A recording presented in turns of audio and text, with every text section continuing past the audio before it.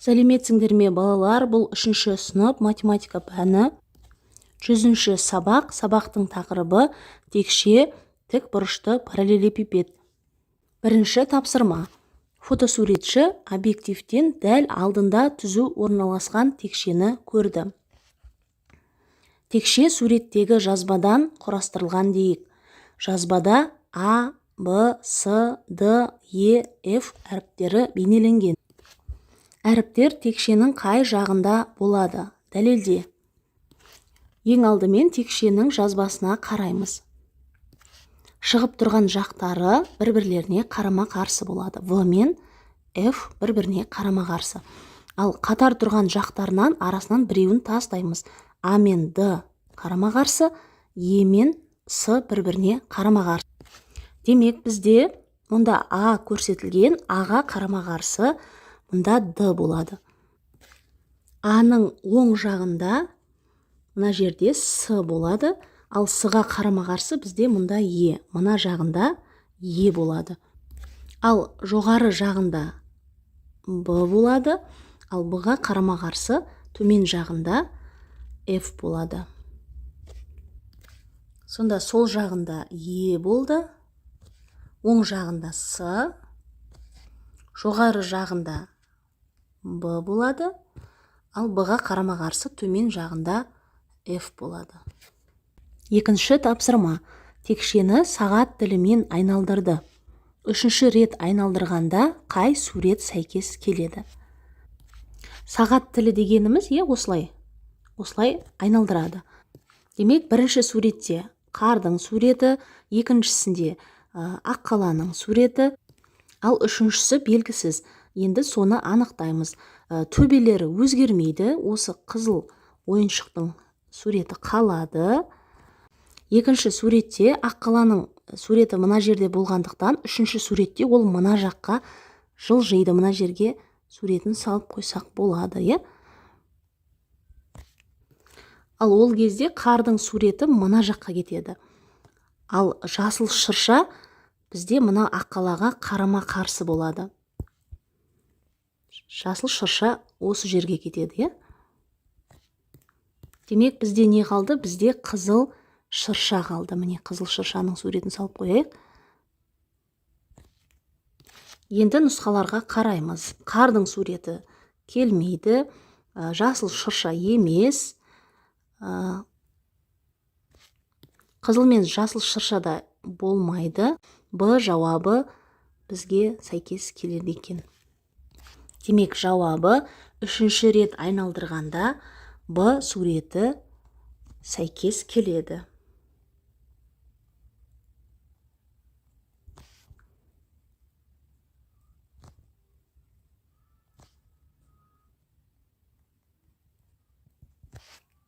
Үшінші тапсырма. Кез келген босаған қорапты ал. Оны ашып, беттерін жаз. Жазбада бірдей қанша фигура шыққанына қара. Тік төрт бұрыштар қабырғаларының ұзындығын жаз. Жазбада бірдей қанша фигура шыққанына қара дейді. Жалпы 6 фигура бар.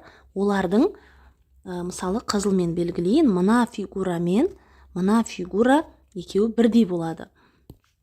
Ал мына мен мына фигура екеуі бірдей болады. Мынаны көкпен белгілейміз.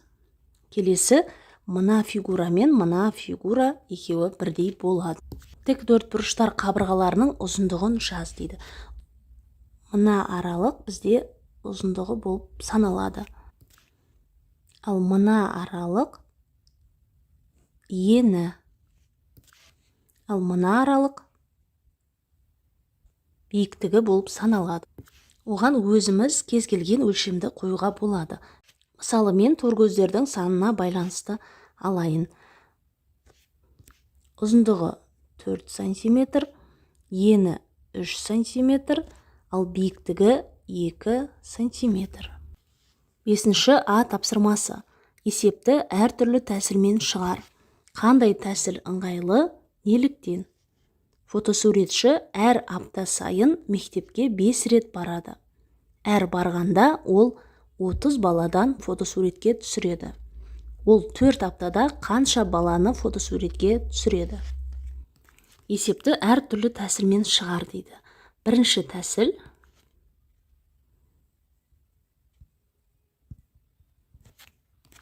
ең алдымен бір аптада қанша баланы фотосуретке түсіретінін анықтаймыз. Ол үшін әр барғанда 30 баланы түсіреді, демек аптасына 5 рет барады. 30-ды 5-ке көбейтеміз.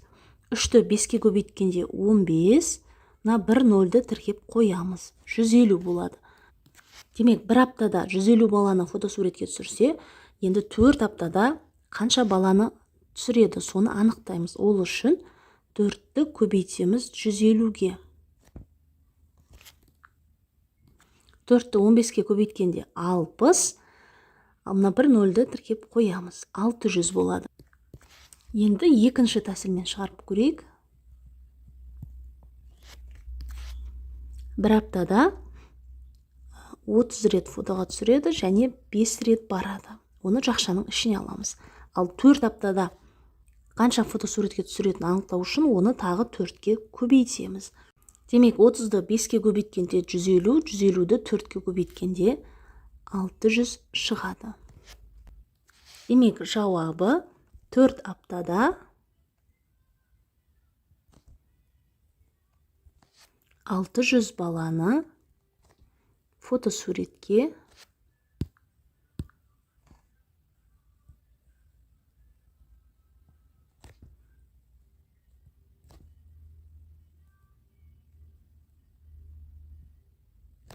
түсіреді.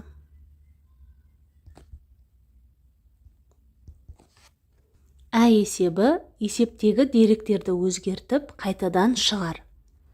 Есептегі деректерді өзгертіп, берілгені әр аптада 3 рет барады, әр барғанда 20 баланы фотосуретке түсіреді.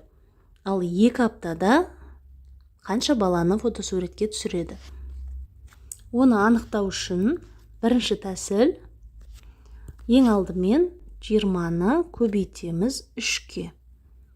2 жердегі 3-ім 6, бір нөлді тіркейміз, 60 болады. Демек, бір аптада 60 баланы фотосуретке түсіреді екен. Ал 2 аптада қанша баланы фотосуретке түсіретінін анықтау үшін 60-ты көбейтеміз 2-ге. 6-ны 2-ге көбейткенде 12, бір нөлді тіркеп қоямыз, 120 болады.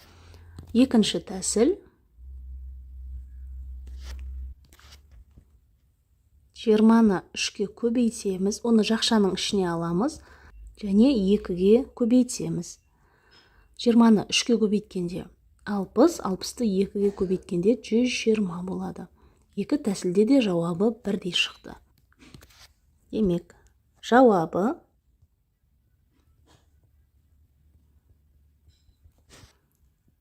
2 аптада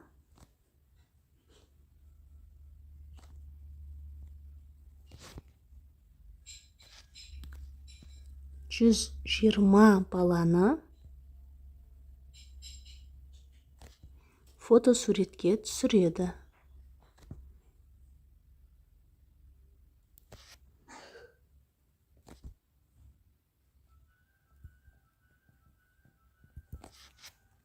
Алтыншы тапсырма: теңдеулерді шеш. Y азайту 165 тең 620 қосу 173-ке. Ең алдымен Y азайту 165-ті жазамыз. 620-ға 173-ті қосамыз. 793 болады.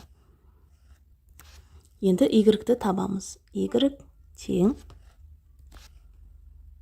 793 қосу 165. Y тең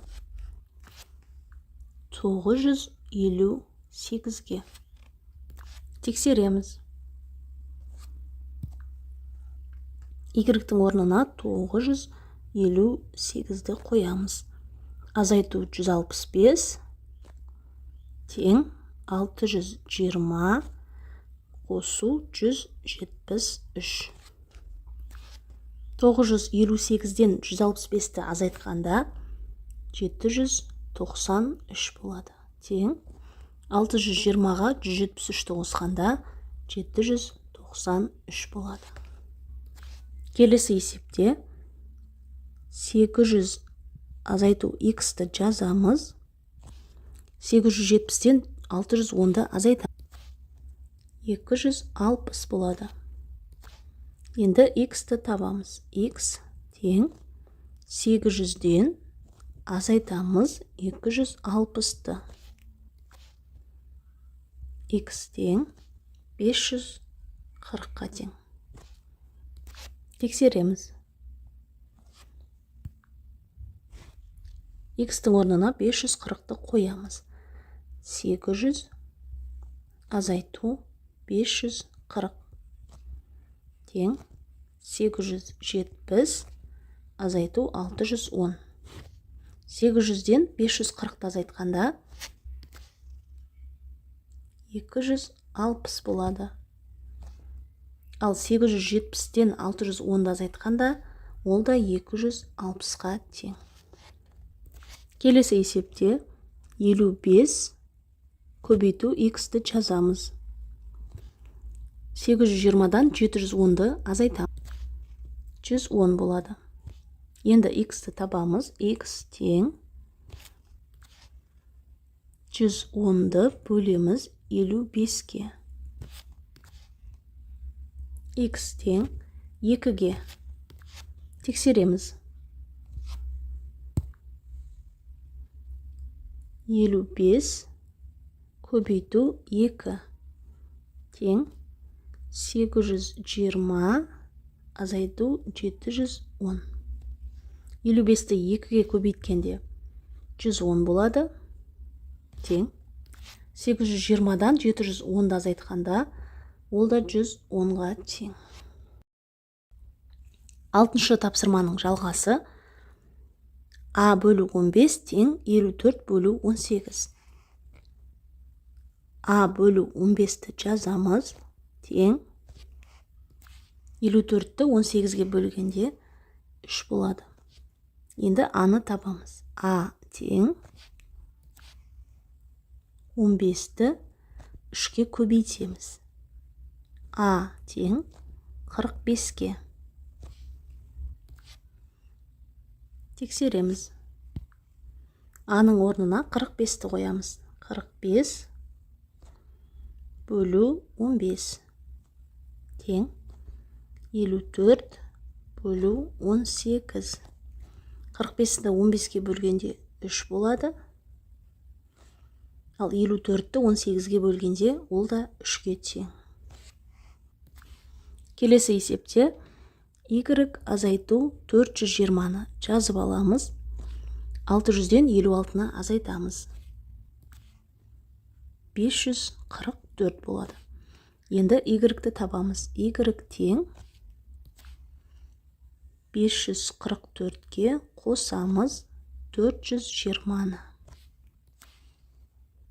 Y тең 964-ке. Тексереміз. Y-тің орнына 964-ті қоямыз. 964 азайту 420 тең 600 азайту 56. 964-тен 420-ны азайтқанда айырманың мәні 544-ке тең. Ал 600-ден 56-ны азайтқанда ол да 544-ке тең болды. Келесі есепте 300 азайту x-ті жазамыз. 42-ні 2-ге көбейт 84 болады. X-ті табамыз. X тең 300-ден 84-ті азайтамыз. X тең 216-ға. Тексереміз. 300 азайту 216 тең 42 көбейту 2. 300-ден 216-ны азайтқанда 84 болады. Ал 42-ні 2-ге көбейткенде ол да 84-ке тең. 7-ші тапсырма. Терде 2 дос жарысуда. олардың әрқайсысы қанша ұпай жинағанын анықта. Бізде мына дөңгелек ол 40 ұпайға тең екен, ал ромбы 30 ұпайға тең екен. Демек, анықтаймыз. Бірінші алмас дөңгелектен үшеуін жинапты, олардың әрқайсысы 40 ұпайға тең. Демек, алмасқа жазамыз. 40 ұпайдан ол 3 рет жинапты, қосамыз. Ромбыдан міне 1, 2, 3 жинапты. Олардың әрқайсысы 30 ұпайға тең. Демек, 30-ды көбейтеміз 3-ке. Енді Қайраттікіне қараймыз. Қайрат дөңгелектен 3 жинапты, олардың әрқайсысы 40 ұпайға тең. Демек, 40-ты көбейтеміз 3-ке. Қосамыз. Енді ромбыдан Қайрат 1, 2, 3, 4 жинапты. Демек, олардың әрқайсысы 30 ұпайға тең. 30-ды көбейтеміз 4-ке. Енді осыларды есептеміз. 40-ты 3-ке көбейткенде 120 болады. Қосамыз. 30-ды 3-ке көбейткенде 90 болады. Екеуін қосқанда 210. Келесі 40-ты 3-ке көбейткенде 120 болады. Қосамыз. 30-ды 4-ке көбейткенде 120 болады. Екеуін қосқанда 240 болады. Демек, жауабы алмас 210 ұпай, ал Қайрат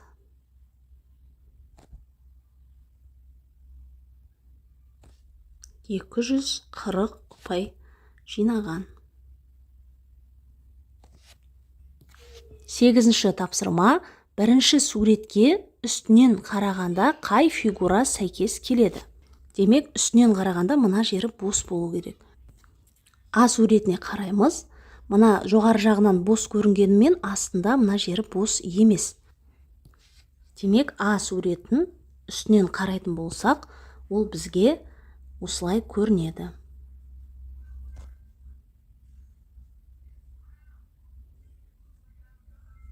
Демек, бұл жауап дұрыс емес, бұл жауабы емес. Ә суреті және Б суреті. Б суретін үстінен қарайтын болсақ, ол ортасы бос емес. Демек, ол бізге осылай көрінеді.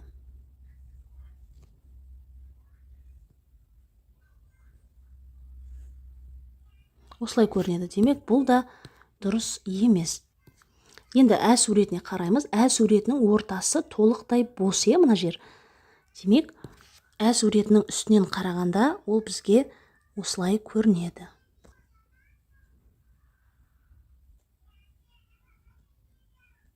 Мына ортасы бос болады. Демек, бізге берілген суретке сәйкес келетін ол Ә жауабы екен, міне, Ә жауабы дұрыс. Балалар, осымен бүгінгі сабақ аяқталды. Сабақ түсінікті болса, міндетті түрде лайк басып, каналға тіркеліп алуды ұмытпаңдар. Келесі сабақтарда кездескенше.